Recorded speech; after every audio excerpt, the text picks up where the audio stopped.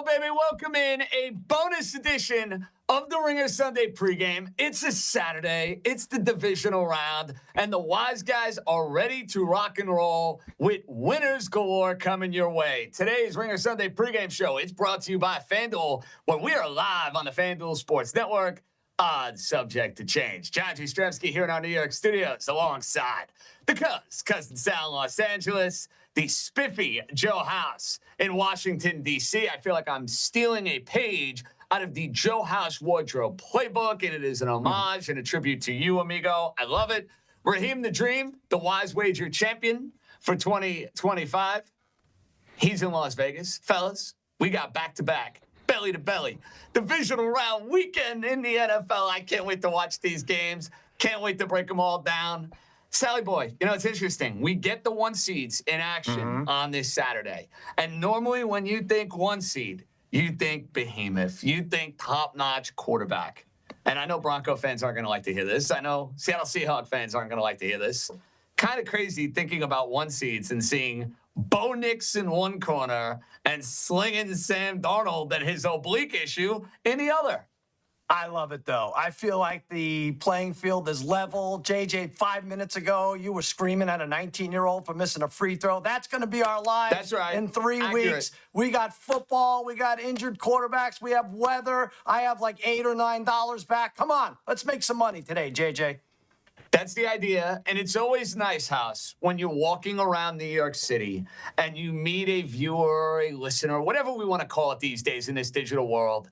And it's been an up and down year for you, boy. I haven't had the same success as Raheem Palmer or even you with the man's best bet. But House, to walk into a fine eating establishment and have somebody thank me for alternate spreads with the Houston Texans, that, my friend, is the power of the Ringer Sunday pregame show. Well, and you made such a great case for it on our Monday show. You did it on Sunday, and you did it again on Monday, out there serving the people. You know what Bill Simmons and I get? They get people telling us, thank you so much for giving us your picks. You've been perfect on the other side of this. Please keep it going. 0-5 last week for Simmons and I. There's nowhere to go but down. So we have four. There's 4 games this weekend. We have 4 picks. Let's see how it goes. We have to figure out what apex means because, yes, that kind of doesn't jive with what's going on here. But all right, we'll figure it out. Not quite. Now, Dream, pretty wild to be looking at the odds board. Saturday, Sunday, even the odds boards to go and win the championship with a couple of weeks left in this NFL season, and a bunch of wild cards of the teams that everybody wants to go and get on. It's kind of strange, you know? Yeah, I mean, it is very strange, but ultimately it comes down to the quarterbacks. I mean, you look at tomorrow's game, Matthew Stafford. I mean, he's a Hall of Fame quarterback, and you look at the number one seeds in each conference, no one trusts those guys. So ultimately, we're going to see if team ball defeats the best quarterback. So I'm excited. Fellas, let's not waste any more time. The first game in the divisional round, I'd make the argument it is the best game in the divisional round. Josh Allen, America's quarterback, and the Buffalo Bills, 1.5-point dogs, going into Denver to take on the Broncos. Now, remember, we did not see this game in the regular season. Denver obviously had some massive wins. They also had a massive dud against the Jacksonville Jaguars. And this is where I want to start, fellas, because I want to go back a week ago. We didn't get the love for Josh Allen and the Buffalo Bills that we normally get on this show because House and Raheem wanted to look at the first half. Sal, you were looking at the Jacksonville Jaguars. And I know I gave some pretty basic analysis when it comes to last week's game between Buffalo and Jacksonville. I said at the end of the day, I am going to be okay losing my hard-earned American money if Josh Allen does not win the game and I end up losing to Trevor Lawrence and the Jacksonville Jaguars. Well, guess what, fellas? I feel like we are living in Groundhog Day. I feel like it's exactly the same sort of spread. The line opened Buffalo at 1.5. It is now Denver at 1.5. And Denver, pound for pound, not going to argue, not going to sugarcoat it. They have a better team than the Buffalo Bills. But you know what I don't want to do? I'm not picking against Josh Allen until I have to. Let me see it, Bo Nix. Let me see it, Denver Broncos. I think this game is close. I think it's going to come down to the final 2 or 3 minutes. And I'm going to take the best quarterback. Sorry if you don't like basic analysis. I like winning analysis. Buffalo, I am taking them on the money line, Raheem. Josh Allen is getting himself back to the AFC title game. So I completely agree with this play, and I'm taking the Buffalo Bills as well. If you look at the Denver Broncos, they've played an NFL record 11 one-score games. Excuse me, they won an NFL record 11 one-score games, and they played in 13 total one-score games as a whole. So if you're asking me, you're looking at a team who played 13 one-score games. This is probably going to be a one-score game as well. So if you're picking a quarterback that you want in a one-score game, why would you not pick Josh Allen over Bo Nix? I mean, you look at this Denver Broncos team. They've done nothing but beat up on bad and mediocre teams. They beat the Raiders 10-7, the Jets 13-11, the Titans 20-12. I mean, they were a 2-point conversion away from losing to the Marcus Mariota-led Washington Commanders. And then they needed a comeback. They needed to score like 25 points in the fourth quarter to beat the Giants. And then they struggled on Christmas Day against the non-Mahomes Chiefs. So I'm looking at this game and I'm seeing, regardless if the Buffalo Bills are down multiple receivers like Keon Coleman and Khalil Shakir regardless if the Buffalo Bills have 3 healthy receivers in Keon Coleman and Khalil Shakir and Brandon Cooks, it doesn't matter. It's going to be a one-score game, and I trust Josh Allen over everything. So give me the Bills' money line. Okay, Sal, I've been salivating over the idea of fading Denver at some point in this postseason. There are teams that I look at, and I want to be there for the reckoning. And there's a great line that I learned from one of my favorite people in the business, the great Mike Francesa, who you know very, very well. Sure. If you weren't there for the wedding, don't be there for the funeral. So, I wasn't there for the Broncos wedding. I'm going to be there for the funeral, okay? I'm not getting on it. I'm not going to be on the losing end of it. Can I get you to make it 3 for 3 with America's quarterback? It sounds like Big Mike just doesn't want to be bothered going to funerals, which I'm all for. That's good. Yeah. I mean, they're usually on a Saturday or Sunday. There's sports going on. Yeah, you can make it 3 for 3. I'm going Bills. This line tic-tac 1.5 one way or the other all week long, and now the Bills are getting the 1.5. I'm going to grab it, JJ. I'm going to give it to you, too. I know you're taking money line. I'm going to give you the 1.5, much like you did with Green Bay for me last week. It didn't work. But you could call me a square for taking the Bills. Say it to my face. I don't care. I had Jacksonville last week, as you pointed out. This week with Buffalo, and I don't love that I'm chasing the Zag because it doesn't normally work out, but I did say whoever won the Bills-Jags game was going to the Super Bowl, and I'm going to try to offer more analysis than just the Bills have a better quarterback, although that should be enough. Let's take a look at the opposing quarterback, Bo Nix, good enough to get his team 14 wins, but when you look at it, 1 in 8 against winning teams that score more than 17 points. Guess what? The Bills. Team that scores more than 17 points. Yeah, they've done it 15 out of 18 games this year. Now let's talk about that Bills offense. People talking a lot. Raheem brought it up. Their receiving core is a little bit of a mess. They mentioned people like Terrell Shavers and Gabe Davis being out. Is anyone really freaking out about that? If you added those guys in fantasy, the rest of the league would laugh at you. Josh Allen has 18 touchdown passes to running backs and tight ends. They're going to be fine. Better quarterback. Maybe not the better team, but to Raheem's point with Denver with the 1-score wins, I dare you to beat Josh Allen in a 1-score game. I think the Bills come away with this 27-22. Now, for what it's worth, we appreciate the hospitality, Raheem. So if we have a Denver Bronco 1-point win, we want it docked to the ledger. All 3 of the fellas are winning that bet. Hopefully it will go a little better, Sal, as far as hospitality is concerned, than what we had to deal with the Green Bay-Chicago game last week, which drove me to drink, full disclosure, on Saturday night. Now, Joe House, 3 for 3. We're riding with Mr. Allen. We're riding with the Buffalo Bills. You come in and say, fellas, not so fast. Yeah, I'm not going to be able to do it. I hate going against my boys here, but this spot is so diabolical. And this game, to me, is the hardest to handicap of the entire weekend. And you know what? The market agrees. That's why the line jumped over.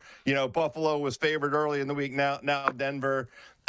This situation, the short rest, the added rest for Denver, the Denver home field advantage, injuries across the board in the receivers and tight end room, and Superman himself beat up. I mean, who knows where he had to put all of his body parts over the course of this week to be ready for today in Denver. Very solid road win for Buffalo last week, but they haven't exactly, completely dispelled their road inadequacies over the just one win here. I think if you go inside the X's and the O's, you can point to the deficiencies in the Buffalo run defense. The single biggest advantage that Denver has is that their head coach is not going to sabotage them, unlike what happened last week in Jacksonville. Jacksonville had every opportunity to win that football game and absolutely could move the ball at will, just chose for whatever reason an approach that did not lean into the advantages that they had. I think Sean Payton is going to be patient, and I have R.J. Harvey being featured as a prominent kind of player today. I think it's going to be a run game coming out of Denver. He's not going to let Bo Nix take the game away from his team. They have the superior defense. And on that note especially, the thing that this Denver Broncos team can do is put pressure on the quarterback without blitzing. You can't blitz Josh Allen. Josh Allen annihilates you if you try and blitz. Well, this Denver Broncos defense is third in the league with putting on pressure without the blitz. And if they're able to contain Allen without blitzing, then I think that they turn this game into short possessions for Buffalo. That means more possessions on the ground for Denver, and that's the script by which they win this game. I got a rebuttal. I got a rebuttal here because Raheem. You said Sean Payton's not going to lose this game for them, but let me remind you, Sean Payton has lost four out of his last 5 postseason games, 3 as a home favorite.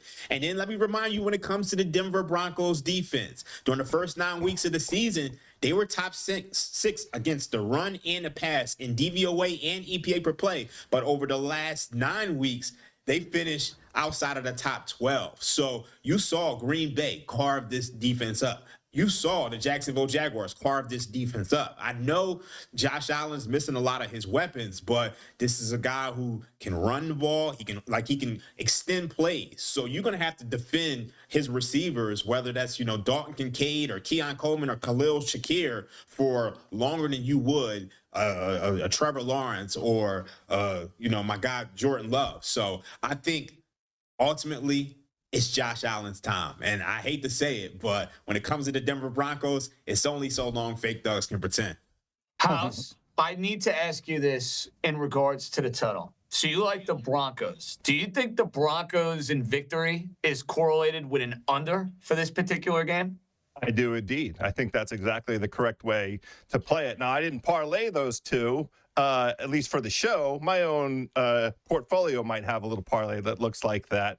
But to Raheem's point, you have to make a decision about this game. And this is why I said at the very top, this is the most difficult game to handicap. You have to make a decision about whether you regard this Denver Broncos defense at being in a place like Houston or like the Browns, who put on Josh Allen negative EPA performance, right? His worst games of the season came against defenses like that. If you regard this Denver defense as being in that class, then you might, have the lean that I have in the direction of Denver. But you cannot, under any circumstances, let this game come down to Bo Nix. Even though Bo Nix did have fantastic fourth quarters on a handful of occasions, including on the road in Philadelphia, beat them outright with 19 points in the fourth quarter. But I think Sean Payton knows that. Sal, I know this. I lose this bet, and Josh Allen is walking off the field a loser. As much as it's going to stink for my bank account, I'm going to be able to sleep at night. I feel like if I was on the other end of it and I see Josh Allen winning this game, and it's Bo Nix, who I've been going after all year, the Denver defense, to your point, House and Raheem, I don't think it's the same unit it was earlier in the year. I have far more trust and far more confidence in the Houston defense, the Seattle defense, just to name a few. It's one of those games, House, hey, Denver's the better team. I'm going to tip my cap. That's all. Case closed. Yeah, well, I was on the wrong end of Bo Nix show me something one too many times this season, so I'm a little gun shy, and ultimately the healthy team, the team that's rest. I mean, this Denver defense is coming in at full health, basically. Greenlaw's back, Tufonga. I mean, Brandon Jones back too. That's a big deal in that secondary. They got their guys. Now, Oliver looks like is playing for Buffalo, and that's a big deal in terms of mitigating the advantage that that Denver might try and establish with the run. And let's be honest, Denver hasn't been a great run team since Dobbins went out, whatever that week was. Very mediocre yards per attempt and EPA. But this is a different kind of animal that they're going up against in this Buffalo run defense. Boys, we love this guy. Ringer Tailgate, higher learning. I met him for the first time a couple of years ago in Los Angeles, and I was embarrassed because I was unaware of the TMZ and all of the star accolades of one Van Lathan. Now I'm like his biggest fan, and I can't get enough. And Sal, I still think you are stunned by that just bliss of ignorance you got from your boy. Like, what you do before the Ringer? I thought you were putting on a show. I was like, wow, what a power move this is by JJ. Good for him. Let's see how this works out. You had never seen Van going off on Kanye West? Huge. No. Yeah. No. You learn something new every day. I watched the video after the fact. It was amazing. I was enlightened. I was educated. Now I want to be Van's agent. He's the best. He wants to get in. He's got a pick for this Denver-Buffalo game. Van, are you siding with House? You riding with the fellas? What's the play? What up, what up, what up? It's Van with your lock of the week. I give the locks. I am the key. Taking the Buffalo Bills over the Denver Broncos, okay?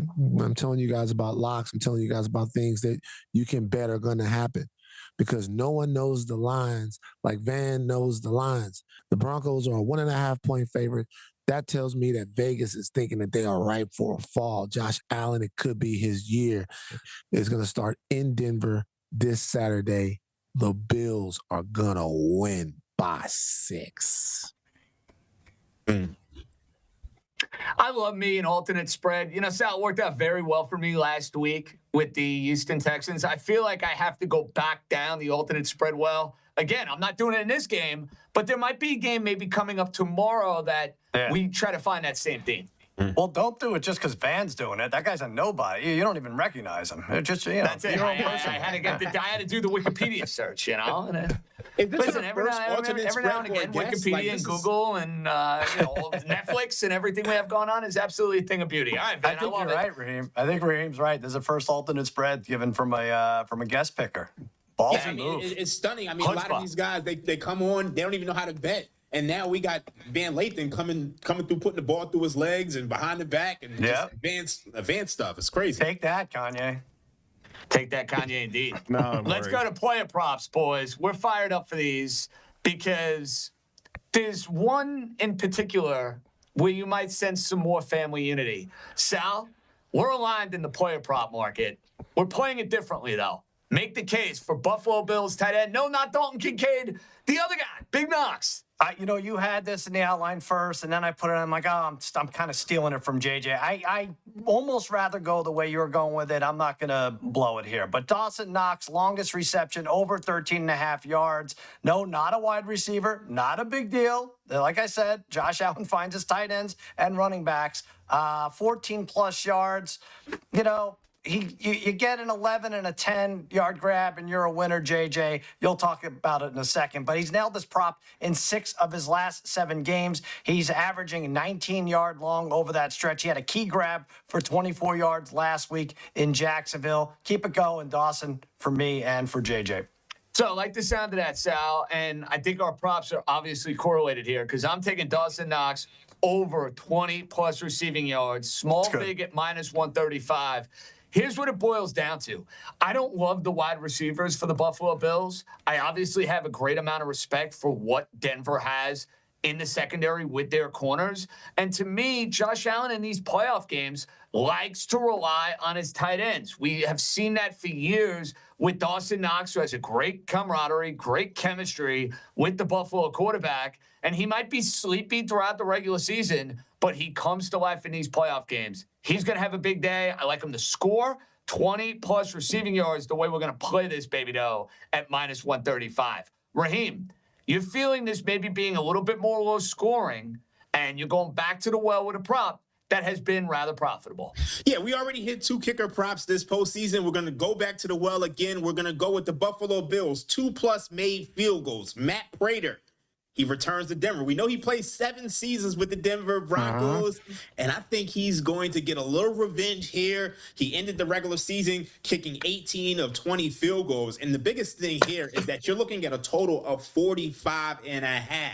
and we know that this Buffalo Bills offense, they slowed down against some of the tougher defenses. You go back against the game against Atlanta. You go back against the game against Philadelphia. So I think they could probably get it into the red zone and have some drives stall out. We've hit 2 of these already. Let's go for a third. Bills, 2+ made field goals. Matt Prater gets his revenge. Don't be surprised if he kicks the game winner. Someone's House, I cat promise vomiting your or something? house is okay. What's going on? What? Yeah. No, I drank my Gatorade a little too fast, and now I'm having a coughing fit. So that's what I get for trying to multitask while doing the show. I promise the host is fine. I promise I don't need CPR. But promise me, House, you have a winning player prop. That's what I need. Let's start with the prop of finding the cough button for you. Let's do that first. Well, it's not here, so I can tell you that full disclosure. I didn't hear a word Raheem said. Start over, Raheem. What are you going? Bills, field goals? What do you do? Go ahead. I love that all of our props thus far all fit the scripts that we imagined for this game. This is how we're supposed to do it. I did go 5-1 last weekend with the props across the 6 games.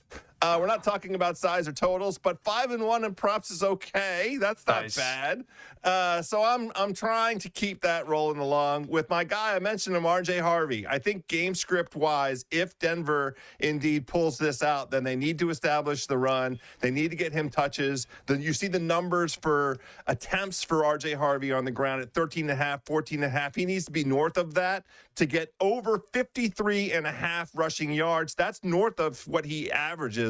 But this is a run offensive line that finished 4th in run block win rate. And this is the pathway for this Denver team to establish itself up front, try and get some runs. RJ Harvey is definitely capable of explosives.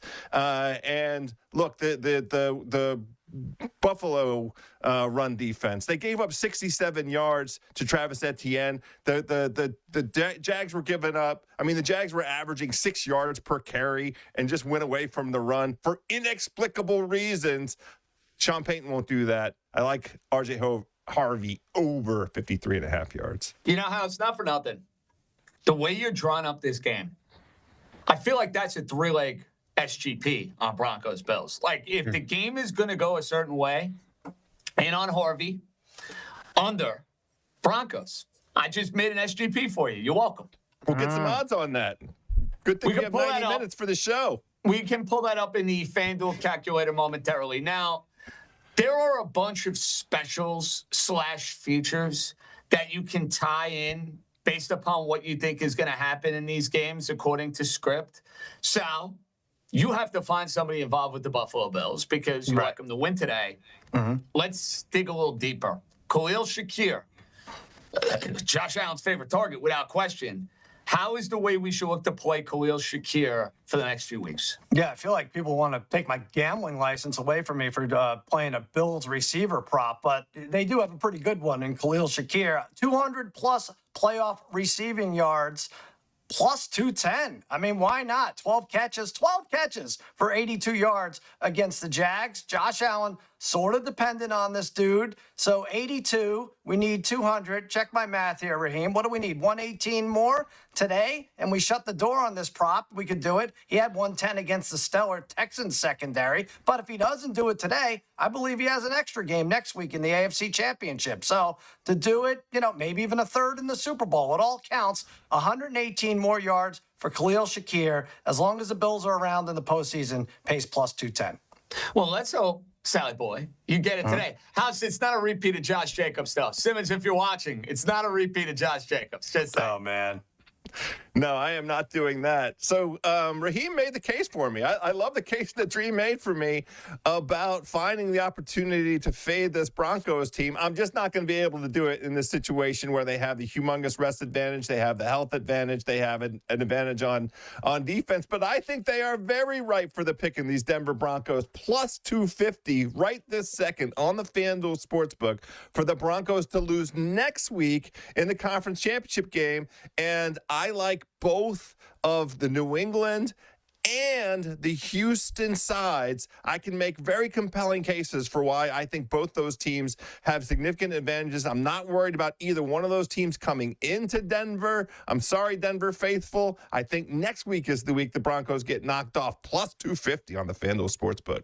No, it's funny you say that, Joe House, because we share similar logic despite the fact that we are heads up in this particular game.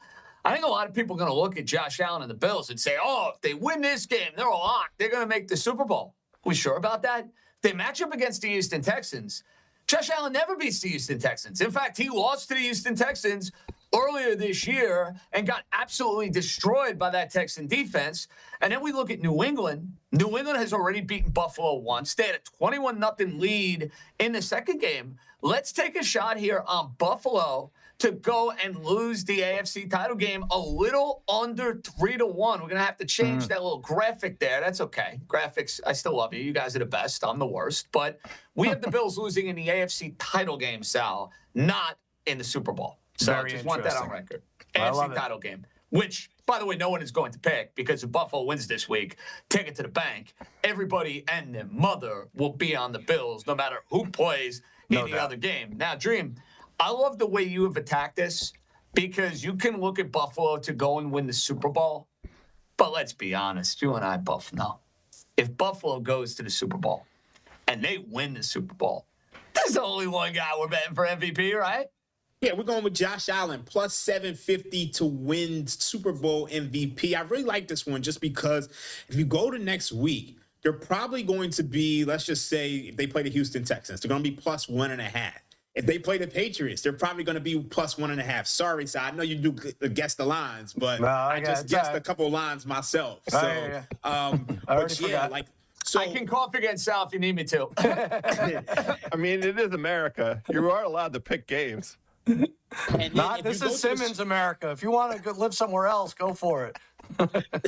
So if they go to the Super Bowl and they play anybody but the Rams, they're probably going to be around that same range. They might even be favored against some of these teams. So the way I see it is that plus 750 line is a little bit too high. Probably should be like 5-1 or so. But we know if they win this game, this line's going to plummet. So I think this is a good time to get ahead of it. Take the plus 750 Josh Allen Super Bowl MVP. You know, sounds interesting. I would have thought that Buffalo to win the Super Bowl and Josh Allen to win the MVP would be the exact same number. That's what I would have thought. What is the Super Bowl number? So I pulled it up right now, and I knew Raheem was going to bring this up. Plus 650 for the Buffalo Bills. Wow. All right. Yeah, usually it's can you imagine a world where the Bills win the Super Bowl and Josh Allen is not the MVP? Like, especially knowing the narrative of him just getting there for the first time. Like, he would have to have one of those all-time stinkers to not get it. But how did the Bills have a stinker from Allen and win the game? That would be my question. Maybe they're thinking along the lines of Raheem, and it's Matt Prater who comes to the rescue, does it. 6 field goals in Super Bowl 60. House, I feel like I should get on that now. Plus 750 for the Bills because it's a better number. Well, go ahead and do it. And I think we should have everybody go ahead and bet both of our plays as well. You get covered off. Plus 280 for Buffalo to lose in the conference championship and plus 260 for Denver. Why not play both? Why not play all three? Covers a lot of bases. I like all of it. Getting frisky. I love it on a Saturday. When we come back on the Ringer Sunday pregame, special edition, special day. We got one more game to get to on Saturday night. Niners, Seahawks, division rivalry. Niners, a live dog? We'll find out. Coming up next. And Bills at Broncos. As of this recording, we got a little line flip here where Bills were favored by 1.5. Now it's Broncos by 1.5. You are the guest. You get us started. What do you got for this game? I went for a movie title theme with a lot of my headlines. I think one of them's not technically a movie title, but it could have been. This first one, Cowboys versus Alien. There was a movie that came out a while ago, Cowboys versus Aliens. I don't know if anyone saw that, but I do think that this is a bunch of rough and rowdy Cowboys, the healthier team, a team that, like, I think on paper, both sides of the ball is healthier, more talented, and I think there is like a coaching advantage I do give to Sean Payton, especially coming off of the bye week. They're at home against what feels like one guy left, right? It's Josh Allen who put the cape on last week, and you can kind of feel like he can take over games. And as someone who is backing the Jaguars, we went on this podcast, I talked about how I think the Jaguars could win this game, especially at home.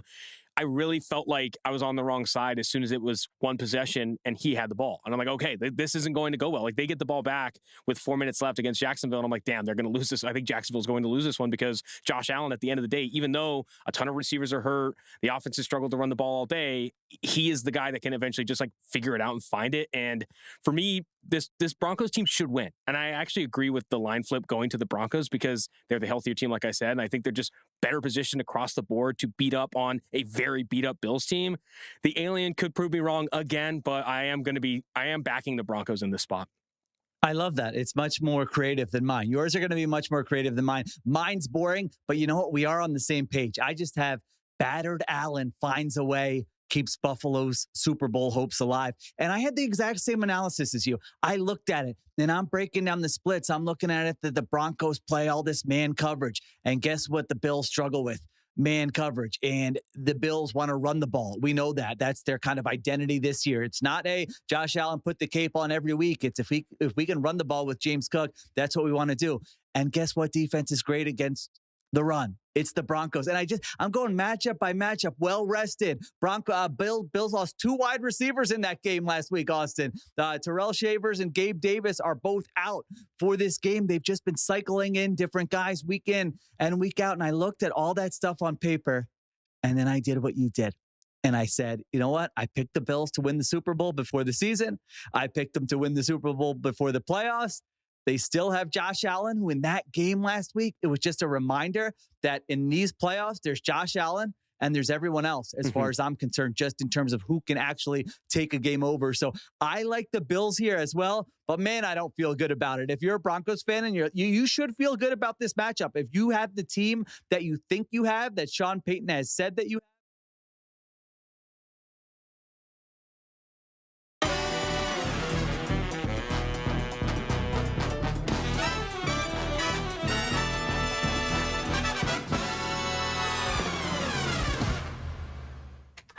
Welcome back. Ringer Sunday pregame on a Saturday, breaking down the ins and outs of divisional weekend. We hit on Denver and Buffalo. Now, fellas, let's get to the nightcap. It is a rematch of a game we saw in Week 18.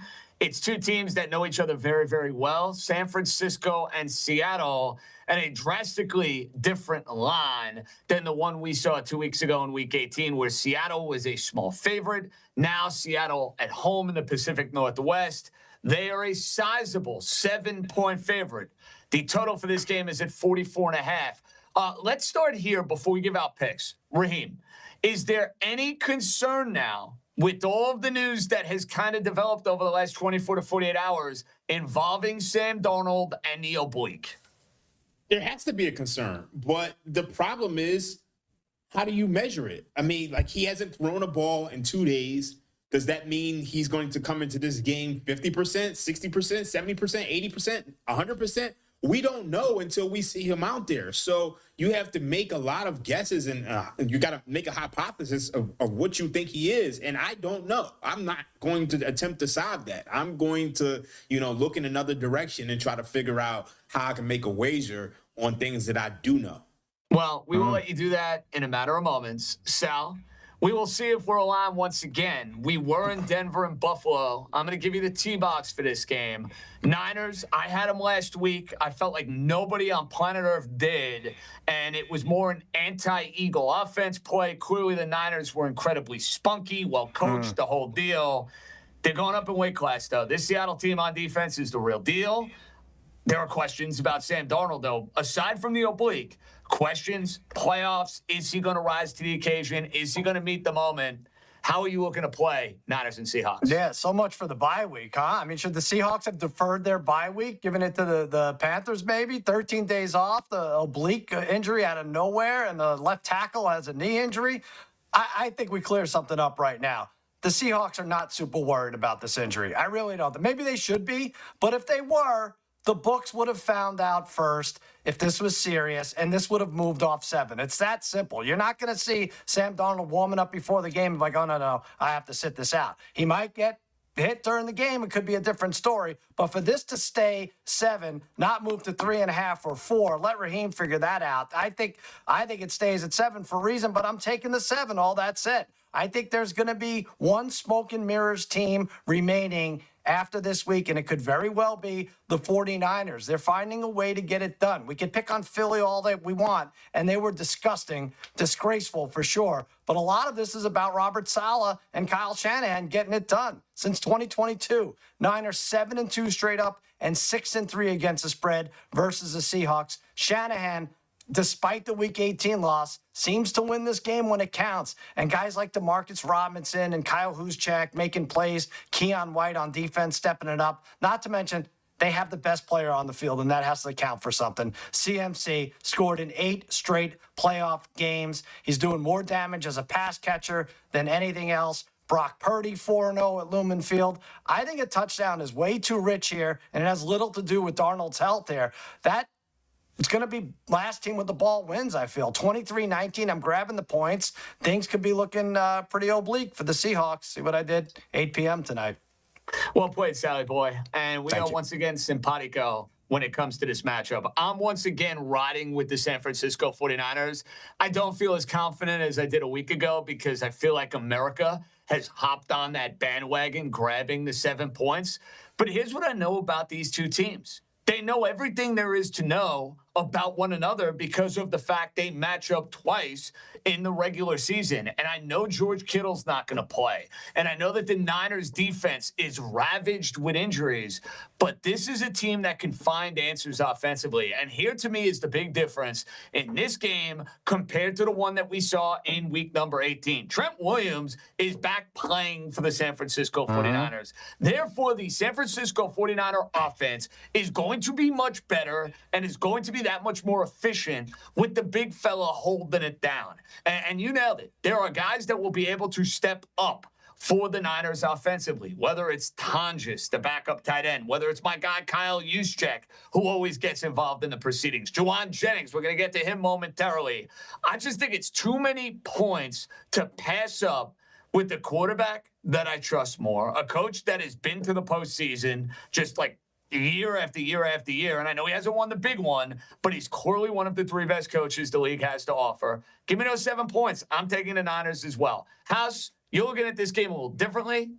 Make the case for how you want to play Niners and Seahawks.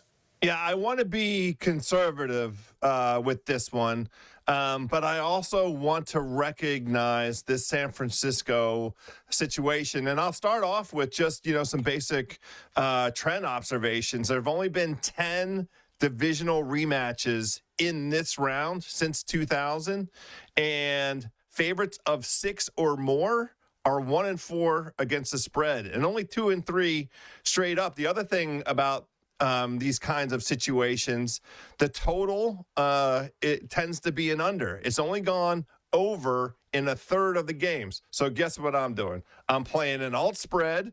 I'm pushing the spread from 7 up to 13.5 for the San Francisco 49ers. And I'm playing an alt total. Push the total up to 50.5 because I think that scoring is going to be at a premium in this game, just like the way we observed the first 2 matchups. That parlay is available on the FanDuel Sportsbook at -116. That's better than a teaser price. Get on it right now.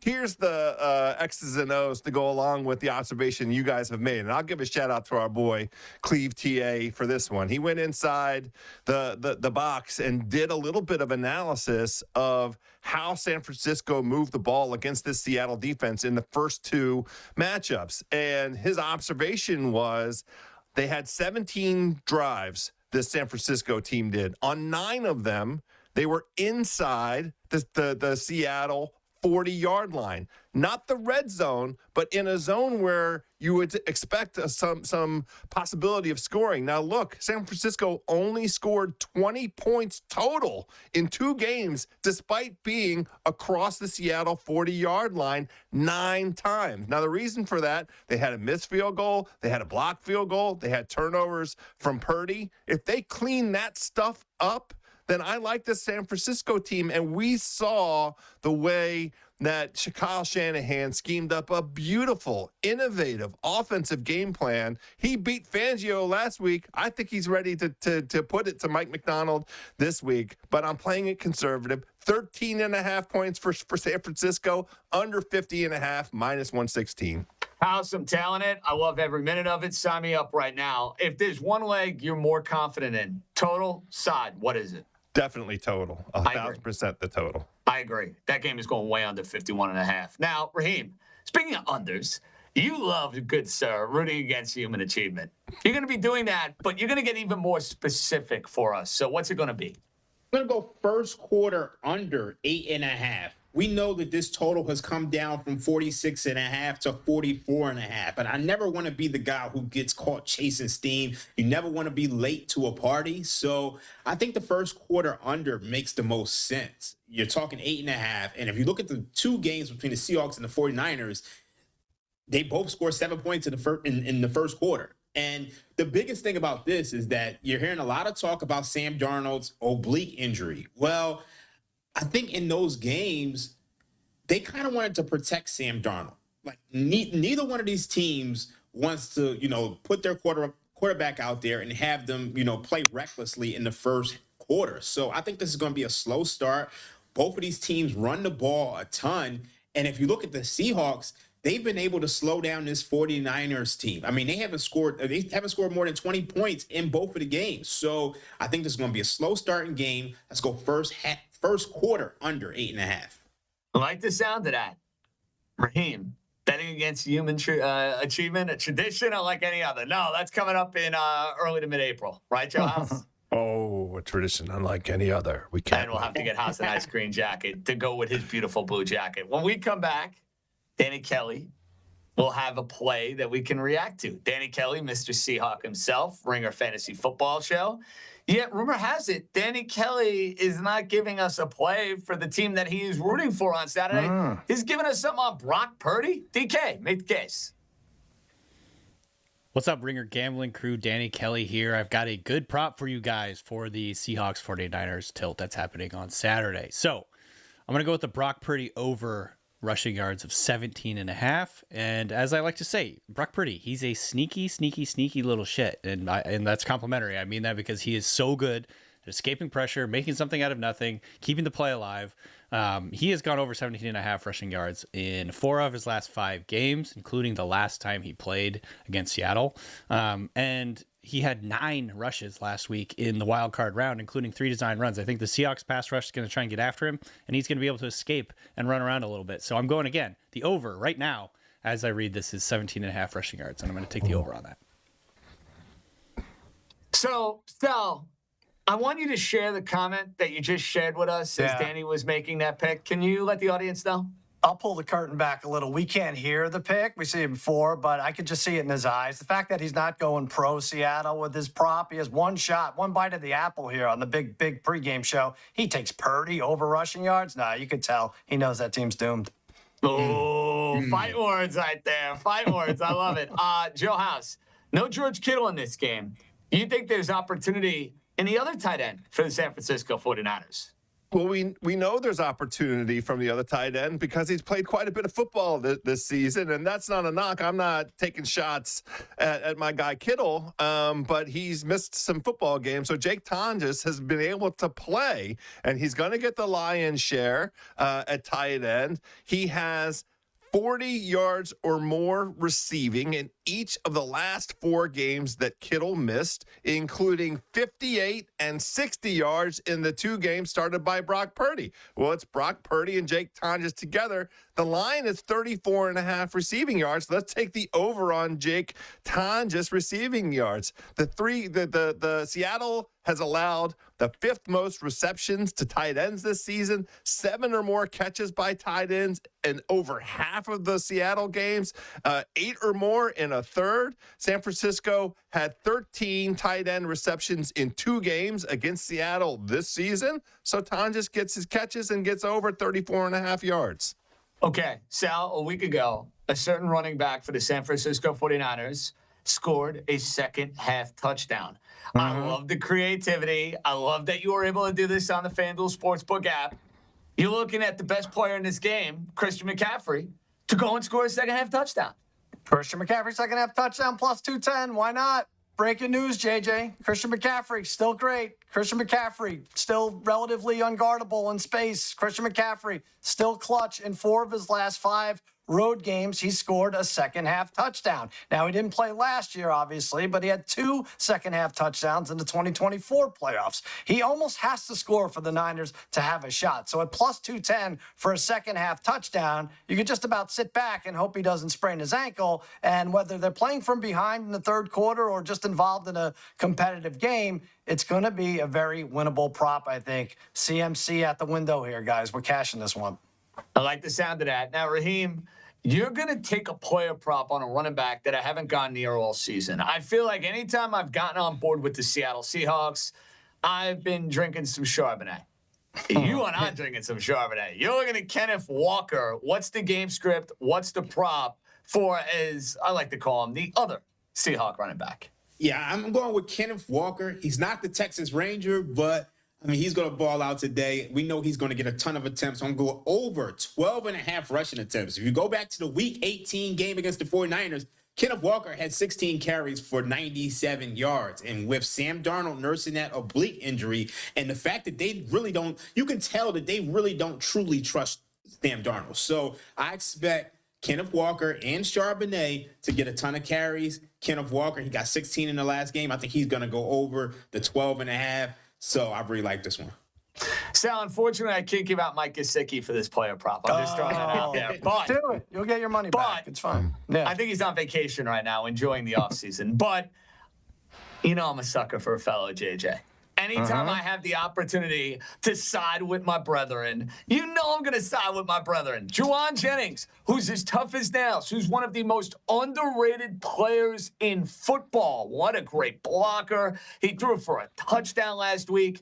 And you know what I know about Juwan Jennings? He shows up come playoff time. It's like the same narrative and the same script for Dawson Knox. So without George Kittle, and I think there will be plays to be made against Seattle secondary because they're going to be so just hell-bent on the idea of containing Christian McCaffrey.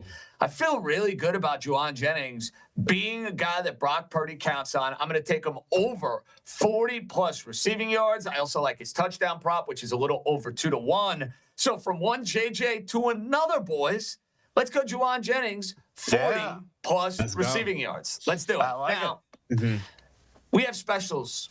And it was tougher to find specials, I think, for this Seattle-San Francisco game. It just was. Like Buffalo, because of next week, or House was able to tie it in with Denver, I found it to be a little trickier, Sal, to find one that really jumped off the page at me. You have one, though. Yeah, I had to do some work for this one. NFC West team to win the Super Bowl is sitting there at minus 120, and I guess I'm tipping my hand here. I'm probably taking the Rams. Let's say I'm taking the Rams to advance. Let's say I'm doing that tomorrow. So please still watch anyway. These other guys actually win. But here's what you have. Then you'd have the Rams in the conference championship game against either San Francisco or Seattle, unless they change divisions in the next 6 hours. That's going to be an NFC West team going to the Super Bowl. So basically, I'm buying in on the fact that it's Rams or Seattle advancing San Francisco. It won't be worse than a pick 'em, I don't think. Might be 150. You know, I can't talk Super Bowl spreads. It screws up guess the lines. It's a Netflix no-no. Someone's going to come in with zap me with a cattle prod here. Anyway, NFC West to win the Super Bowl 60. I'll shut up now. Okay, Raheem, similar note, but you're not looking specifically at the NFC West. You want to look at those wildcard teams. Yeah, I found this one interesting. Now, I haven't necessarily played this one, but FanDuel does have this up. Any wild card team to make the Super Bowl, you have the Rams, the 49ers, the Packers, the Texans, the Bills, and the Chargers. Obviously, the Chargers and the Packers are out. but you still got 4 outs remaining, and that pays minus 270. I wanted to know what you guys thought of this one, because I think it's interesting. So for what it's worth, Raheem, I like it because if I'm going to identify teams that I like to win the Super Bowl, I have the Los Angeles Rams circled. I have the Buffalo Bills circled. I have the Houston Texans circled. So, yeah, those are 3 teams that I really, really like. The problem is, Joe House, I don't feel great about laying 270 on anything. That's the problem. I know. Is there a way to combine? Because isn't there a parlay, a combination where you play the 2 number 1 seeds at minus 120? That's out there right now, I feel like. Could you play both of these? Is there a way to make money on that? I need the calculator. I did not expect well, you to can't say parlay them, but you can definitely play them. But there's got to be a positive EV way of playing this. Yeah, if you want to lose money, you could definitely do it that way. Yeah. So, that's the best way. Now, gentlemen, there is an imaginary crystal ball that I'm about to give you guys. And it's not going to necessarily be a play for these games coming up on Saturday, but what it is going to be is you using your imagination, having a little bit of fun, maybe making a lineup, whatever it might be. Sal, let's get into the crystal ball. Give me a prediction for something that may happen a week from now, a month from now, maybe it's tomorrow. I don't know. The floor is yours. Let's talk coaches, JJ, right? Your team's still looking for one. We saw Harbaugh was made official. We're going to talk about that in a second. The Raiders still looking for a coach. My hypothetical is Raiders remain head coachless for all of 2026 plus $150,000. Now, hear me out. They're paying more coaches than the entire SEC at this point. Gruden, Pierce, Carroll, Chip Kelly, $6 million as an assistant. I think John Madden's daughter still gets a check or something. So I think what happens is Mark Davis dips into his old man's nutty playbook and hires no coaches. So what you're left is with just a bunch of coordinators running around, screaming at each other, while poor Fernando Mendoza sits on the bench, sobbing, sucking down dino nuggets. That's what's going to happen. What a scene. A perfect black hole special. Raiders to be coachless, plus 150,000. You can find that on FanDuel. No, you can't find that on FanDuel. I made it up. Can I be like the honorary head coach? Because I think I'd look good in silver and black, Sure. Sal. And I know it doesn't count as having a head coach. And I know I have a job to do here. But if you guys allow me after I do the show to go and put on the silver and black and coach the Raiders, let's do it. They'll probably rotate every week. Raheem's right there. It's right in his backyard. He'll take week 7 against the Chiefs. Who Well, cares? that's what I would love about this, Sal. If we could have, the person that gets the final 20 minutes off each week go and parachute into Allegiant Stadium and become the next head coach of the Vegas Raiders. Oh, it'd be fantastic content. It'd be a great show for Netflix. I'm just trying to give you more inspiration, Bill I think Simmons. we would have the same record as the Raiders. Well, it can't be worse. I can tell you that, Raheem. It can't be worse. Now, speaking of things that can't be worse, the Giants. They can't be worse than what they've been over the past decade. I did in New York. I spent time with you on Thursday on the Ring of Gambling. Just celebrating the fact that they have competency and they have a legitimate head coach now with John Harbaugh, and it is official for those wondering. He is now officially the next head coach of the New York Football Giants. But you want to dig into the crystal ball and give me something here on this stream. Yes. John Harbaugh flames out in New York and gets fired before his contract ends 20-1. And look, I think when we talk about competency and we talk about building a culture, a lot of that has to do with the organization itself. It's not just up to the head coaches. And I look at Baltimore. Baltimore is a tremendous organization. I don't think we give them enough credit for the success that Harbaugh has had. And ultimately, when I look at this New York Giants team, I don't think they have a great organization. I don't think they have a great GM. And then when I look at Harbaugh, I think he's a tad bit overrated. What does he bring to the table? Is he a Ben Johnson or a Sean McVay type that's going to, change the offense? Is he a defensive guy like Belichick? No, he just seems like a disciplinarian. So ultimately, when you don't have a Lamar Jackson or you don't have Hall of Famers like Ray Lewis and Ed Reed, I don't know what you're going to get. And honestly, I think Daboll was a little bit underrated because he took Daniel Jones to the postseason. And a lot of people didn't think that was possible. So I think John Harbaugh is going to flame out in a division with myself and Sal's Cowboys. We're going to dominate at some point. That'd be fun. Still waiting. Listen, competency. You're getting a CEO of an organization, a leader of men, in which was the definition of a lost at sea ship for the New York Giants. That was one thing Brian Daboll could not do each of the last 2 years. Lead a locker room, lead men. They're not going to have that problem with John Harbaugh. I love you, Raheem. House, if I'm a Commanders fan, I'm not thrilled about the fact that John Harbaugh is coming in my division. Just saying. Yeah, I don't love it, but let's just let it shake out a little bit here. I mean, you know, if indeed the rumors are true about an inability to connect to the younger generation, then maybe we'll be okay. I don't know. I've got to come up with something. The Giants have been irrelevant for 15 years. I need that to continue. You know, hold on. I'm on Raheem's side here that he might be a little overrated, but that's why I think your number's a little off here, Raheem. You have it at 20-1. I think this is closer to 8 or 9. 5 years is a long time in New York, JJ. And let's not forget, Dable made the playoffs and still didn't last his time, right? He was cut short. So I don't know. And he'll be what, 68, Harbaugh? I don't know that he goes the full 5 years. I need competent teams to talk about. Come on, my football seasons are lost at sea. I don't even like either team. I just want to talk about teams that matter. I got one more thought. I think CEO, head coaches in the NFL might be a thing of the past. I think you kind of got to be a specialist. Let's see about that. You might be right. JJ, you're coaching the Raiders. You got nothing to worry about. You don't have to talk about this New York garbage. That's it. That's it. I'm the next head coach of the Vegas Raiders. Here's mine. Speaking of coaches, my line's not quite as high. Remember the disc jockey, Versace himself, Mike McDaniel? Yeah, he's no longer the head coach of the Miami Dolphins, and he's interviewing here, there, and everywhere. Is he going to be a head coach? Is he going to be the hotshot offensive coordinator in Detroit or in Tampa? I think Mike McDaniel's going back to his roots. And remember how miserable he looked with the rain and the conditions, and the hair was all over the place like mine would have been this morning in the snow if I didn't decide to wear a hat. Versace is coming to Cleveland, baby. Remember, Mike McDaniel was on that staff with the Browns a long, long time ago. They're not exactly a hotbed for head coaches these days. I'm going to say plus 550. The disc jockey, Mr. Versace, the next head coach of the Cleveland Browns. We gave out 3 fun ones. House, you have the best one of all. I'm sorry. You just do. Take it away. Well, to be fair, this is probably more appropriate for the prediction markets where insider trading is welcome. This is, you know, our good buddy Bill Simmons famously declared on the podcast with the cousin Sal, right as the new year drew upon us, that he was swearing off, I think, all carbs and all sugar for the foreseeable future going into 2026.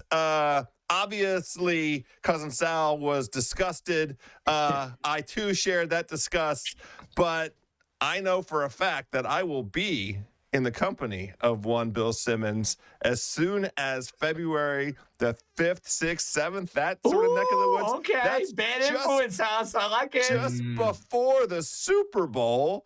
So here's the prop. I will have that man eating some form of carb. It could be pasta. It could be pizza. It could be a beer. That counts. Well, we're having beer. That goes without. But we're going to be together in Worcester, Massachusetts, celebrating the Coos. Bob Cousy. They are naming the court after the Coos. No time like the present. Congratulations, Holy Cross. But we will be together, and guess what? It's not going to be a sober time. The late night pizza showing up at 1:30 in the morning, just like the good old days back in college. I guarantee it. I'll take pictures of it. I'll put it out there. Minus 190, Calgie. Wow. House, I love it, but I got to push back on this line, House. I think the line is way too low. Sal, this line should be minus 600, 700. I think so. I think you're right. God bless you, House. You have the right idea. And if you have to, sneak up behind him while he's taking a sauna and just shove a pepperoni right in his mouth. Do it.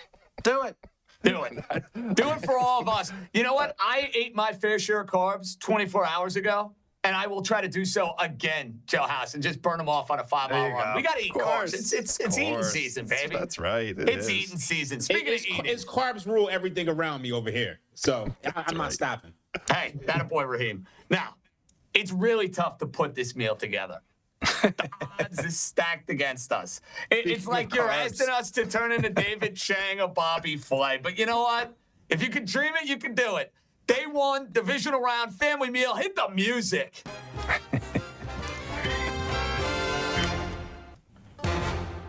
Sal, no stunner. Who your choice is going to be?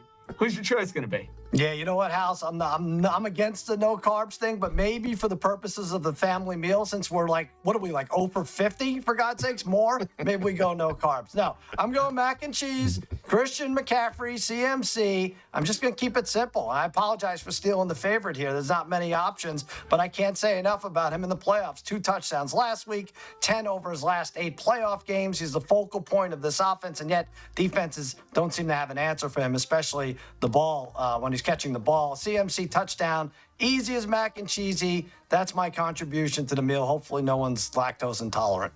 Stunning House, you're giving us a Denver Bronco, but it's not the Denver Bronco I thought you were going to be giving us. Yeah, I do think that the Broncos on offense will try and keep Buffalo on its toes. Once they get inside the red zone, Cortland Sutton, the number 1 receiver for Bo Nix, for this Broncos team, he leads the team in routes run per dropback, air yards, and he is the most reliable receiver. Buffalo, 26 in yards per target, 25th in touchdown rate allowed to outside wideouts. That's Sutton. And what I wanted to really do is get us some plus odds into this mix. We can't all be favorites. We can't all take McCaffrey and Josh Allen. So Cortland Sutton, a little bit of a longer shot out there. If indeed it's the case that the Broncos are in a trailing script in the fourth quarter, then that helps Cortland Sutton get one in the end zone there. Plus 190 on the FanDuel Sportsbook. You got frisky. I did not. Raheem did not. Raheem, sometimes basic is okay. That's the way I'm looking at Denver and Buffalo. What's the basic touchdown play? Yeah, I'm going with Josh Allen. I mean, we saw last week, he got like 10 yards on a tush push. So if they're close to it, they're just going to go to Josh Allen. You know, what is the meal that, you just want something quick and easy and you just know it's reliable and it's there? It's spaghetti and meatballs and it's Josh Allen. So that's what we're doing. Minus 115. Oh, I thought you were going to tell me a slice of pizza at Joe and Pat's on Victory Boulevard. I mean, that's a reliable meal. And listen, we got to cap it off with a little schlag from Peter Luger's. That's all right. That whipped cream, I'll send you guys the picture. It's the most delightful whipped cream on planet Earth. And that's what we're going to have. The icing on the cake, a Zach Charbonnet touchdown to cap off the family meal. And I see the price there is at minus 105. Therefore, let's see what the price of this meal is going to look like. Hopefully it's not as expensive as the bill I had to pay 24 hours ago. Here it is. Christian McCaffrey, Cortland Sutton, which is juicing this baby up at plus 200. Josh Allen at minus 115. Zach Charbonnet, 20-1 for all 4 of us to hit. All right. Anytime touchdown family meal. So who are we saying goodbye to? Raheem. Raheem, what is your parting thought for the audience here on this Saturday? My parting thought is hopefully we pick some winners, because last week was kind of weird. So we're going to try to pick it up, pick some winners, and cash some tickets. That's the idea. When we come back, we will say goodbye to our buddy Raheem Palmer. And rumor has it, next door to me, Anthony Dabbundo. Look at him. He looks great. His eyeshadow is done. The eye masks are done. He's ready to join us. Give me a wave. Give me some enthusiasm. Dabbundo will join us to wrap up the Ringer Gambling Show. You taking a yearbook picture? Coming up What's next. he doing?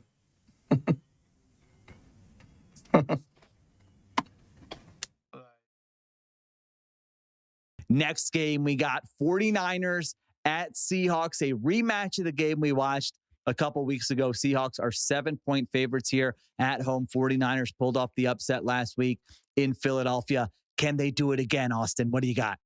My headline here, restless in Seattle. And everyone's talking about the rest edge in this game. And the Niners actually have under Kyle Shanahan, a very good against the spread record when they're coming in on short rest. But there's this extension of Seattle's coming off the first round bye. They're at home. San Francisco just went on the road and played like their Super Bowl against the Eagles on, I think it was Sunday last week. So now they're going Sunday to Saturday, even less rest. They have as banged up as an injury report, if not more so, than the Buffalo Bills. And I think watching back that Philadelphia Eagles game last week with the Niners, it was very clear that they throughout all the stops to try and win this game. Yeah. The Juwan Jennings touchdown to Christian McCaffrey, like a lot of this stuff I felt like against a very good Eagles defense was stuff that it's going to be hard to recreate again against arguably an as good defense with the Seattle Seahawks. And we saw this game, 2-3 weeks ago, whenever it was in week 18. And even though that game was a little bit close for a while, it really did feel like the Seahawks offensively and defensively shut down the San Francisco 49ers, kind of suffocated them in that game. Yeah, it's the simple form of analysis is that, like you said, 2 weeks ago, in a game that was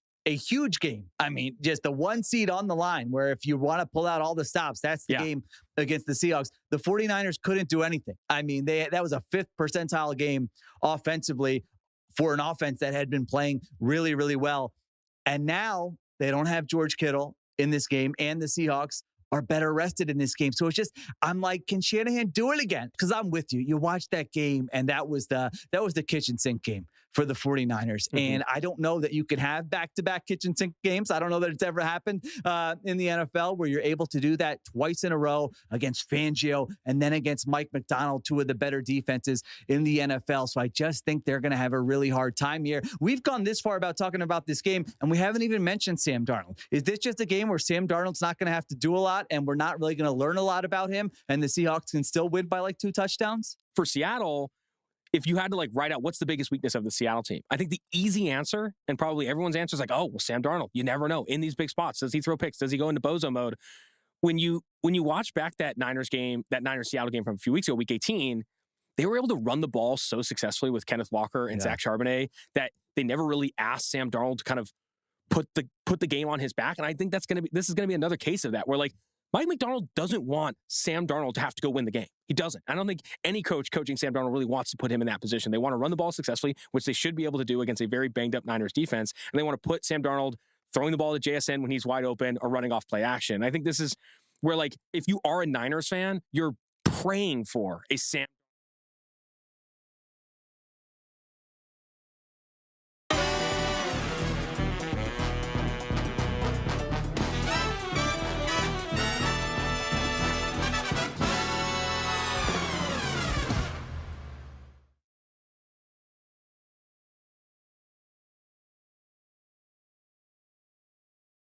via New York City.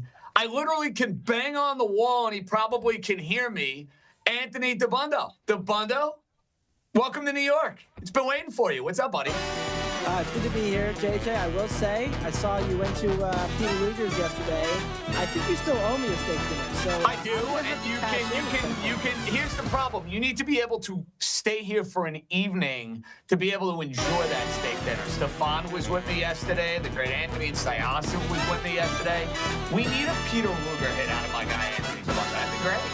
I'm gonna get it on the calendar. It's really putting my lack of planning skills to the test. I forgot to even tell my friends until the day before that I was coming up for this trip. So I'm really trying to get better at it. But next time I'm here, I will happily go out to dinner on your dime, on Danny Dime's dime, because that was the game way back in week 1 that got me that free dinner. A galaxy far, far ago, but I'm a man of honor and I'll take care of it. I like how you list your play dates as what their caller IDs are. Yeah, the what'd you radio say? callers. Who from Syosset? Who was it from Syosset? Oh, it's one of our great New York listeners who happens to be a good buddy of mine. Oh, Wait, you're going to dinner with podcast listeners? That's well, amazing. he became a friend over the years. He was a radio listener, now a podcast listener, now a friend of the family. You know, that's how it goes around Bruce here. from Yonkers ordered the brownie sundae. Oh, we had a John time. from Florham Park. Hey, we have a very wide-ranging opening family. You know, it's like I'm now half Greek because my wife is Greek. That's what the Greeks do. That's what I do now. That's the way I Have you roll. ever gone to you got to go to a Yankee game with JJ. It's truly an incredible experience because he walks around like he's the mayor, and he is the mayor. Everybody's calling him JJ After Dark. Oh, JJ from the Ringer, SNY, JJ. He's everywhere. He's I kiss JJ. babies, shake hands. You know the deal. I And I love love to do people. And Boston College just missed a huge story. That is huge. Okay, Dabbundo, let's get down to business. Enough filibustering around here. We're not in Washington, D.C. Only Joe House is in Washington, D.C. Buffalo and Denver, we're split on this game. The top of our screen loves the Buffalo Bills. Joe House says not so fast. AD, who you got? Yeah, I saw the Ringer 107 graphic. 4 of the 5 teams were on Jacksonville last week. 4 of the 5 teams have flipped and are now on Team Buffalo. I'm one of them. I'm with Sal. I don't know if I feel good or bad. I'm trying to not let anything that goes on the Ringer 107 graphic impact my opinion of the game. But ultimately, I think you guys hit the nail on the head. Which offense do we trust more? I think the answer is still Buffalo, even if their receivers might stink, even if We don't really trust their defense to not give up an occasional explosive play or two. But ultimately, I think the biggest key to this game, when you look at Denver's run defense, they are elite overall. If you try to run outside against Denver, you're not going to have a lot of success. However, we've seen teams go straight at Denver to run in between the tackles, take advantage of the fact they're a little undersized up front, and run the ball successfully, power run game. We saw it last year in this very same matchup. And I think that's the opportunity where Buffalo can get ahead of the chains and stay ahead of the chains. Because if they're stuck in 3rd and 8, 3rd and 9, 3rd and 10, one, they haven't been as good this year in 3rd and long. And two, they haven't been as good against man coverage. That's where Denver, I think, shifts to have the advantage. However, Buffalo, I think it could be a big day for their tight ends. We know their receivers stink. That's been true all year. I think their tight ends will have a big day today. James Cook has a big day. They squeak out a close win. All right, so 3 out of 4 on this show. 4 out of 5, you include Raheem, riding with the Buffalo Bills, Joe House. It must feel nice, honestly, being a lone wolf every now and again, House. I kind of like it. I embrace that role. I mean, for this game, like you're just guessing. This is why the line flipped in the middle of the week. I mean, you have to like bite down hard on one particular aspect of it, and I for sure am nervous about what Dabbundo just laid out. It's true that the middle of Denver's run defense is not great. Teams have been able to run up the middle, and James Cook might cook, so maybe some Cook props could be a way to play this for me to hedge out of my Denver belief. Dabbundo, I wanted to ask you, you're right there in Philly. Have the fans acknowledged that the Bills and Josh Allen is the king of the tush push? Have they passed officially the tush push torch? Wow. Because this guy... I wish this was a shot at AD, though. The problem is he's not a Philly fan. No, I know. I just want to know what the buzz is, because that's gone away. The Bills they're the champs of the tush push now, right? Yeah, I wish I had like $1 for every time somebody in the Philly media commented, "Oh, Buffalo, they voted to ban the tush push. How dare they run the tush push?" As if they're like supposed to play by a different set of rules because of their moral beliefs on the play. I agree, though. Certainly has been the case. I mean, I think that's an under-discussed part of the Eagles' demise is they couldn't even run their specialty play this year anymore. Like they were down to like 65% success rate on the tush push. Half the time they were getting false starts by the end of the season, to the point where there was a 4th and 1 in the playoff game. They didn't run it. They ran a different play and got the first down. See, that's Patullo's fault also. Everything's Patullo's fault. Everything's Patullo's fault. AD, total in this game, 45.5. For House, and I made this point earlier in the show, I think if you like Denver in the game, ugly, low scoring, trusting the Denver defense, not letting this game be a battle of Bo Nix versus Josh Allen, do you correlate Buffalo with the over, or no feeling whatsoever on the total? Yeah, I think this game plays out slow early. I think we're going to see both teams really try to run the ball a lot. So if you like under, maybe first half under, especially because we know where Denver is going to try to hide Bo Nix as best as possible. And when they've had success second half of the season offensively, a lot of it has come kind of just getting those 4 and 5 yard chunk plays. They haven't been as reliant in the second half on the explosive plays. Whereas remember back to the first half of the season, it was pretty much just our offense is only going to hit big plays down the sideline on deep throws, or Bo Nix is going to be playing backyard football in the second half, scrambling around, trying to create out of structure. Second half of the season, they have found a little bit more of a run game. That is where you are best going to attack Buffalo, especially since their safeties are not very good against the run. Their linebackers have been struggling too. So I think first half under, maybe there could be the best way to play this. I have not taken a full game under, though. Okay, you mentioned tight ends. Dawson Knox is the guy I've targeted in this game. I think a whole lot of people are going to look at Dalton Kincaid. You, sir, are giving us one off the back wall. I love it. Listen, that's what you got to do come playoff time. You got to get down and dirty. You're getting down and dirty for a player prop with a third tight end. What's it going to be? Yeah, I think last year, you go back and look at what Buffalo did to effectively run the ball on Denver, and they went very, very heavy. Extra O linemen, 2-3 tight end sets consistently. And I mean, the story of this Buffalo team, we talked about, they have 3 healthy receivers, none of which are particularly good. Khalil Shakir is okay. All 3 of them are outside the top 100 in yards per route run against man coverage this year. So if Denver mans up and the Bills are coming out 2-3 wide, they're going to lose those battles. But where does Buffalo have the advantage? I think it's putting O linemen on the field, extra tight ends, and that's where Hawes comes into play. 10-1 at FanDuel right now to score. I think he could be in the mix in those potential goal line packages. We've seen him earlier this year get involved in the red zone. Of course, he's the third option, so like this is probably not going to win. I'm not saying, go bet your bankroll on Haas to score, but I think it's a decent matchup for him again because we know that they're going to want as many big bodies on the field as possible. That's how they successfully ran on Denver last year. And if they get down to the goal line, they come out 3 tight ends. Maybe it's a little play action flip, and it's probably going to Knox or Kincaid, but Haas will be in the mix as well. JJ, quick check all these tight ends. Check Jackson Hawes for Super Bowl MVP. I think that's where you might get snaked. I think that could be trouble. That's where they're going to get me? Okay. Yeah, that's where they're going to get me instead of Allen. All right, this final, oh, goodness. Jeez, of course, Syracuse just gave up a game-tying 3. You love when I could do live play-by-play on the Ringer Saturday pregame, even though it's not necessarily allowed. Now I'm going to get 5 more minutes of this hideous game. Pathetic. We need to get to San Francisco and Seattle, AD. This game's fascinating because there's the subplot of the Sam Darnold oblique. Seattle dominated this team a couple weeks ago, but Trent Williams is back, which to me is an enormous deal for the San Francisco offense and what they're looking to do. I give you the floor. It could be a side. It could be a total. What's the best way to attack Niners Seahawks? So Sal knows this, but I am contractually obliged as part of my deal with the Ringer to mention an under at some point. Mm-hmm. And I've been on for almost 10 minutes, and I haven't talked about an under yet. Yeah. So here we go. If you had the over on Dabundo's under talk, you won somehow. Yeah. Exactly. Under 44.5. I mean, it's 45 in the market right now, too. So we'll say 45 since the graphic says 45. But I think this is pretty similar to how 2 weeks ago played out. And I know it's very simple to say, well, we all just watched that game, and that game's going to probably happen again. But what is the path to San Francisco's offense here being consistently successful? If they're not able to run the ball, Seattle's defense, number 1 run defense, not just this year, but the last 5 years, there has not been a better run defense. We know that without Kittle, they're a little bit more limited offensively. Seattle's big weakness is against tight ends. Well, their best tight end's not there, and I like Tonjes, but he's not Kittle. So I guess, what's the path to San Francisco being great offensively here? The path is Demarcus Robinson starts off with a 40-yard catch like he did last week. I mean, I know that there weren't a ton of points. Chunk plays. You nailed it, Sal. Yeah. They got to hit a couple of chunk plays in this game. It's a must. Yeah, that's it.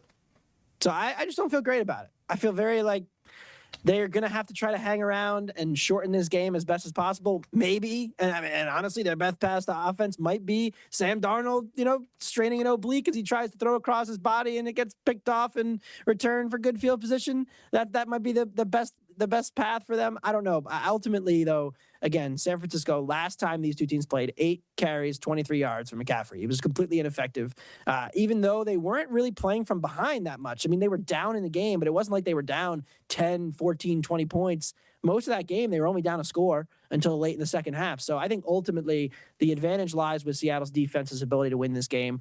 The stuff about Darnold, we'll see.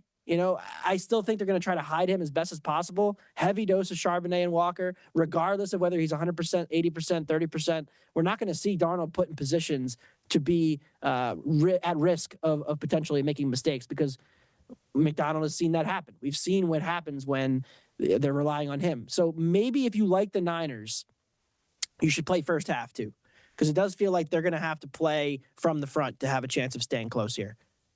You mentioned you're contractually obligated to give out an under, but curiously, AD, if this Darnold news was not out there as far as the oblique goes, would you have played Seattle? Would you have given us Seattle? I would not have. Oh, okay. Why? Just too many points? Yeah, just a little bit too many for me. And also, we took San Francisco in the 107. I don't mind. Well, that's not a reason to stay with it. For God's sakes, we're terrible. That might be true.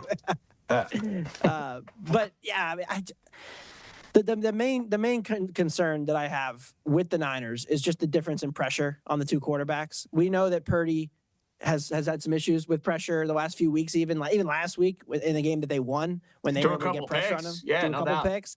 And the difference in pressure, like the Niners got the lowest pressure rate of every team who played last weekend. So does it just get easy for Darnold to kind of just sit back there and take his simple, easy stuff over the middle and pick on these linebackers? That's my concern. Again, if you like the Niners, though, I think it has to be first half in some way, shape, or form. Maybe you're parlaying first half win with the game, or you're taking them on the money line in the first half. I think they need to come out, set the tone, similar to what they did last week against Philly.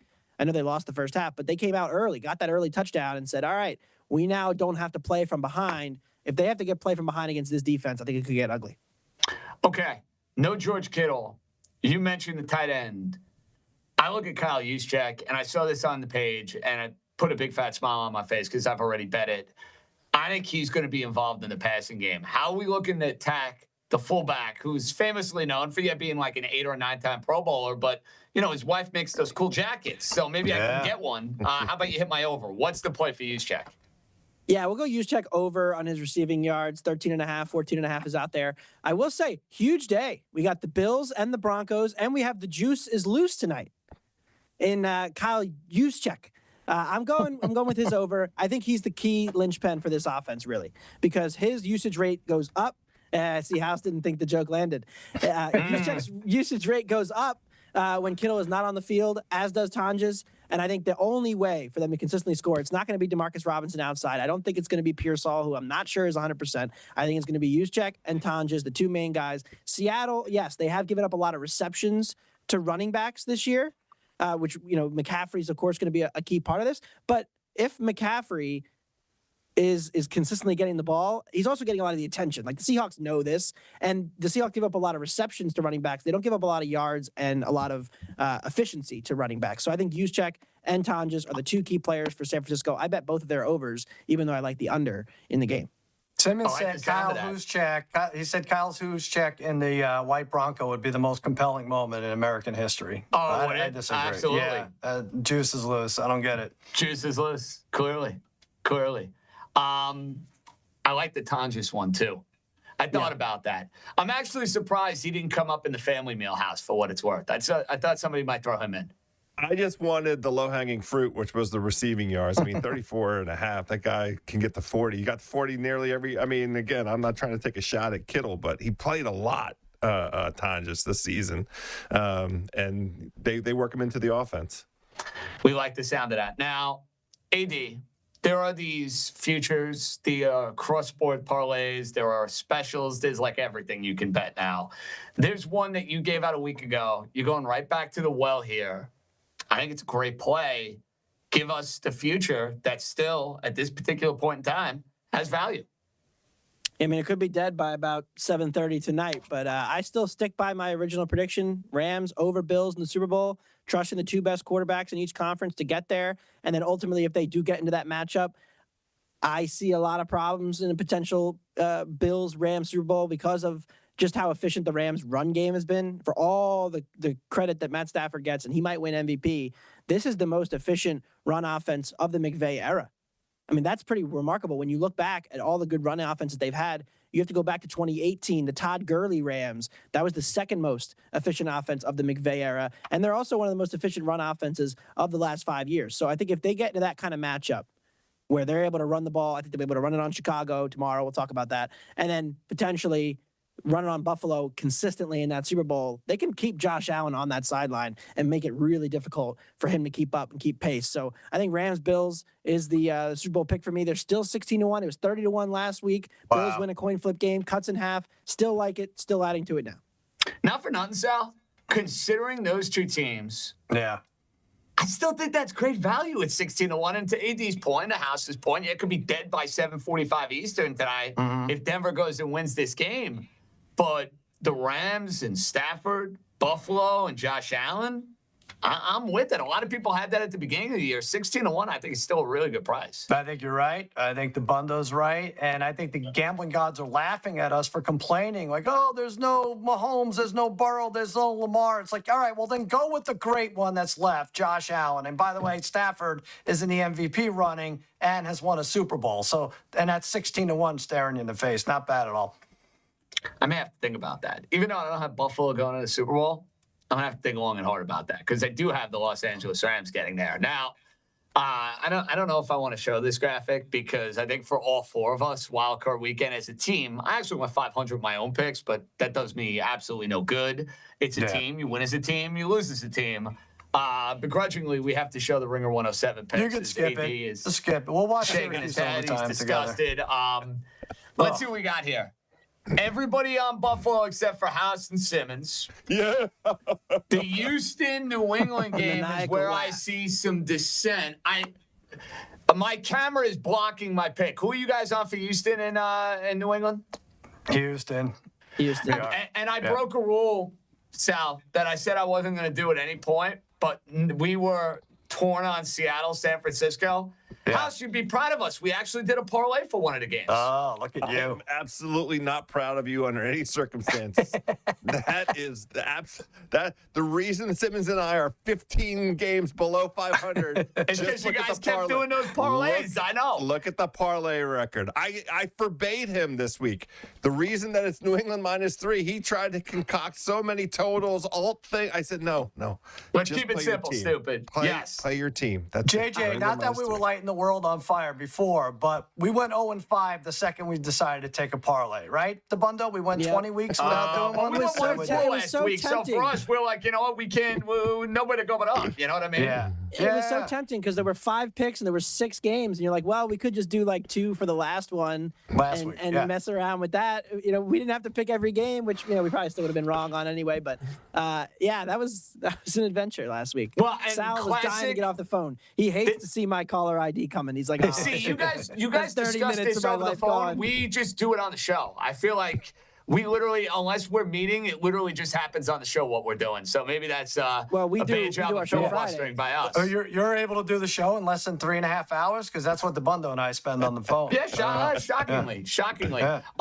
Sal and I end up watching Nigerian soccer. He's got a bet on something. We're talking about Real Madrid blowing a game. Well, you know, Sal, the minute it wouldn't matter, Dabbundo, I'd get in Sal's car to do the Sunday show when I'd be out in Los Angeles. I'd be like, what are you betting? It's 6 in the morning. You'd be like, I got soccer here. I got this there. You never know with him.